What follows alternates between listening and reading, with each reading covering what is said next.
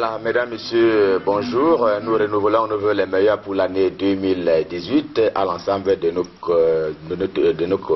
consommateurs. Je vais parler des téléspectateurs du Cameroun, également ceux du monde entier.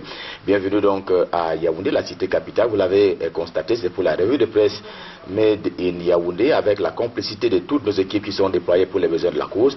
Et ce matin encore, c'est un plaisir à l'occasion de cette première revue de la presse de l'an de grâce 2018.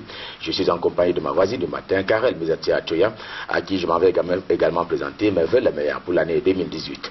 Bonjour à vous, Karel. Merci, Jean-Pierre Sono. Bonjour à vous également. Bonjour à tous ceux qui nous suivent de manière fidèle au quotidien. Nous ouvrons cette revue de presse Acte 1 en direct de la capitale avec le quotidien bilingue national Cameroun Tribune. Vous le savez, et depuis quelques jours, Georges Weah, le président de la République du Libéria, le quotidien bilingue national retrace le parcours de cet ancien footballeur avec un accent sur les souvenirs de Yaoundé. Le général Pierre Semengue qui s'en souvient comme si c'était hier, c'est lui qui avait dirigé le Tonnerre Kalara Club de Yaoundé pendant 4 ans, de 85 à 1989. Et bien ce matin, il évoque le cas Georges Weah comme étant un exemple de nationalisme. Il lui avait été demandé, se souvient-il, de devenir Camerounais, et il avait refusé, arguant qu'il demeurait lui libérien. Georges Weah, aujourd'hui président du Libéria, est un travailleur, un homme de consensus au dire de Dieu de Nenke, dans et en dehors du stade. En tout cas, il fait partie des personnalités qui ont été rencontrées, personnalités du monde sportif qui ont été rencontrées par le quotidien à capitaux public Cameroun Tribune ce matin, qui propose également les souvenirs de l'homme depuis quelques jours, qui est donc depuis quelques jours président du Libéria et qui est parti du Cameroun depuis 32 ans maintenant, après avoir été repéré, on s'en souvient, par les agents recruteurs de Monaco. Monaco, un club de football français. Comme il est de tradition, le chef de l'État, Paul Biya, s'est adressé à la nation en fin d'année, c'est-à-dire le 31 décembre 2017. Cameroun Tribune revient sur le discours de Paul Biya qui a évoqué plusieurs points, et notamment le Cameroun, notre précieux héritage. Paul Biya qui a donc loué la résilience du peuple camerounais tout entier lors de son message à la nation le 31 décembre dernier, comme de coutume d'ailleurs. Résilience parce que la fraternité, la concorde et le respect des institutions n'ont pas été brisés et ne le seront jamais. Le président camerounais n'est pas resté indifférent quant à la crise dite anglophone, autour de laquelle il a recueilli des avis et requis des consultations.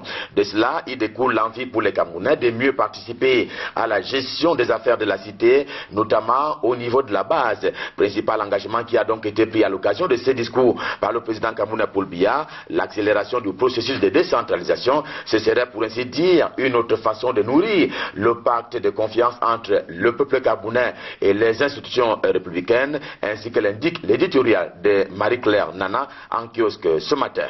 Le quotidien L'Épervier aussi revient sur le message du président de la République. Le journal marque un temps d'arrêt sur le dialogue, l'unité, la fermeté et la sécurité, autant d'aspects qui ont été évoqués par Paul Biya. Le chef de l'État camerounais qui l'a donc martelé, à savoir que le Cameroun est un héritage commun que nous devons protéger. Pas touche mon pays, c'est ce que chaque citoyen de ce pays, le Cameroun, doit avoir à cœur pour ne pas porter atteinte à l'unité et à la stabilité. Au-delà de ce son de patriotisme, il a été annoncé pour l'année 2018 la tenue des élections présidentielles, parlementaires et municipales, sauf cas contraire. Le journal nous informe en outre ce 2 janvier que le trafic d'armes et les velléités de déstabilisation menacent la sécurité en Afrique centrale. L'information est donc grave, celle qui fait état d'une interpellation de 27 individus le 27 décembre dernier du côté de Kiossi,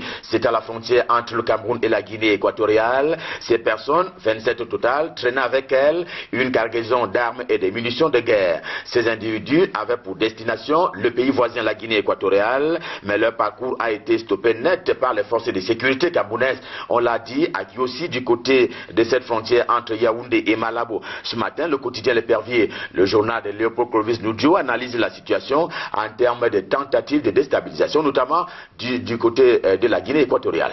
Et également au menu du quotidien, l'épervier honneur aux mamans. À ce sujet, le journal s'interroge pourquoi est-ce qu'un enfant doit s'attacher à sa mère. À chaque enfant, sa maman, à chaque enfant, une mère.